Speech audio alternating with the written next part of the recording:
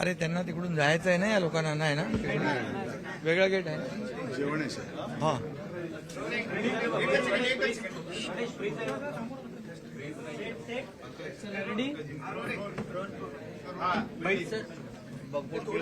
लोकसभेमध्ये आज मांडण्यात आलं, विधेयक मांडण्यात आलेलं आहे. विरोधकांनी ते विरोध केलेलाच आहे.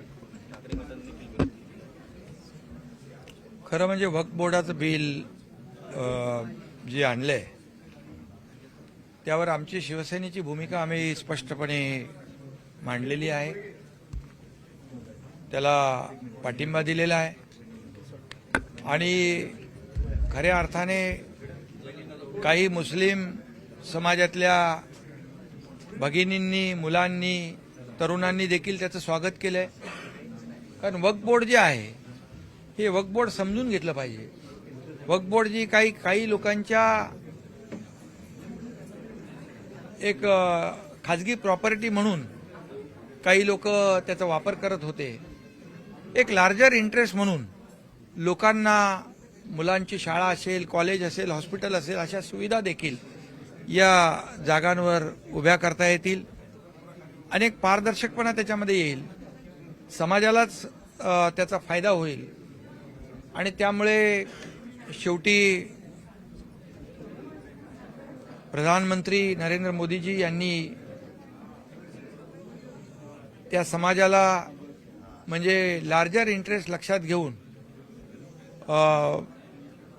हा निर्णय बिल आणलाय, त्याला आम्ही पाठिंबा दिलेला आहे. आता काही लोकांची त्याच्यामध्ये काय करावं, गोंधळलेली परिस्थिती आहे, धरावी की सोडावं, त्यामुळे ठाम असा निर्णय काय घेता येते. मागच्या वेळेस देखील त्यांनी वॉकआउट केलं होतं आणि काय म्हणतो त्याला आपण, सोयीचं धोरण जे आहे, सोयीची भूमिका घेतली होती आणि त्यामुळे आम्ही जी भूमिका घेतो ती ठामपणे घेतो, जाहीरपणे घेतो, ती आम्ही भूमिका घेतली आहे. त्यामुळे एकतरी जेव्हा हिंदूंची मतं पाहिजे तेव्हा ते केलं हिंदुत्व, जेव्हा विशिष्ट लोकांची मतं पाहिजे तेव्हा त्यांचं तुष्टीकरण केलं. त्यामुळे मतांचं जे काही लाचारीचं धोरण आहे हे आज जर बाळासाहेब असते तर त्यांना फार वेदना झाल्या असत्या, दुःख झालं असतं. आणि म्हणून आम्ही बाळासाहेबांचे विचार घेऊन पुढे चाललोय आणि जे आम्ही करतो, जी आमची भूमिका आहे ती भूमिका स्पष्टपणे आम्ही घेतो, ज्याच्यामध्ये देशाचं हित, जनतेचं हित, समाजाचं हित असतं. सर, आपण जर केल्यामुळे ठाकरेंच्या हिंदुत्वावरती देखील प्रश्नचिन्ह आहे. त्यांचं आता प्रश्नचिन्ह काय आहे, सगळ्याच बाबींवर प्रश्नचिन्ह आहे. त्यांनी एक प्रकारचं दोन्ही समाजाच्या पाठीत खंजीर खुपसण्याचंच काम केलंय, स्वार्थ साधण्याचंच काम केलेलं आहे. त्यांच्यावर मला वाटतं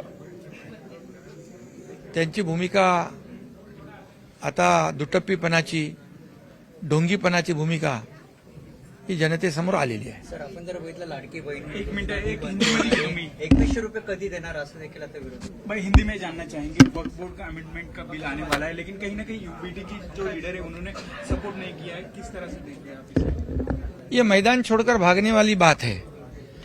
करना तो हिम्मत से करो. शिवसेना ने खुले मन से भूमिका ली हुई है. वक्फ बोर्ड क्या है, वक्फ बोर्ड का बिल क्या है, ये कुछ मुट्ठी भर लोगों की एक पर्सनल प्रॉपर्टी बना के रखी थी. आज इसमें ये जो वक्फ बोर्ड का बिल है, इतनी बड़ी जमीन है, लाखों करोड़ों रुपया की, वो लोगों के लिए उसका फायदा होना चाहिए. स्कूल बनने चाहिए, कॉलेज बनने चाहिए, हॉस्पिटल बनने चाहिए, लेकिन मुट्ठी भर लोगों के स्वार्थ के लिए अगर यूबीटी ये डिसीजन लेती है वोटों की राजनीति के लिए, ये तो दुर्भाग्यपूर्ण बात है. और इसलिए ये जो आदरणीय प्रधानमंत्री मोदी जी ने, जो केंद्र सरकार ने जो वक्फ बोर्ड का बिल लाया है, इसमें समाज का हित है. आज मैंने देखा कहीं पर आपके चैनल पर कि कई जगह पर बच्चों ने उसका स्वागत किया है, महिलाओं ने स्वागत किया है, युवाओं ने स्वागत किया है। अभी जो यूबीटी की परिस्थिति है, पकड़ो के छोड़ो, ये जो बात है, निर्णय लेना चाहिए, हिम्मत से निर्णय लेना चाहिए। ये मैदान छोड़कर भागने वाली बात मैंने कही अभी, ये अभी लोगों को पता चला है। ये दोगली राजनीति जो है वो ज्यादा दिन नहीं चलती है। जब वोट चाहिए तो तुष्टीकरण करना, जब अपना काम होने के बाद छोड़ देना, यूज एंड थ्रो, ये पॉलिसी ज्यादा दिन नहीं चलती है। अगर बाला साहब ठाकरे जी रहते तो आज भी उनको बहुत ही दुख होता, वेदना होती।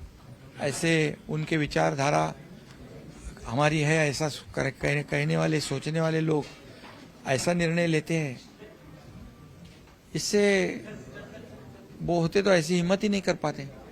और इसलिए हम बाला साहब ठाकरे जी के विचार को आगे बढ़ा रहे हैं। जो उन्होंने कभी नहीं किया वो हम कभी नहीं करेंगे। शरद पवार जी वोटों की लालच में, वोटों की राजनीति में कोई भी समझौता हम आइडियोलॉजी के साथ, विचारधारा के साथ नहीं करेंगे। शरद पवार की एनसीपी ने भी सपोर्ट नहीं किया है। Thank you.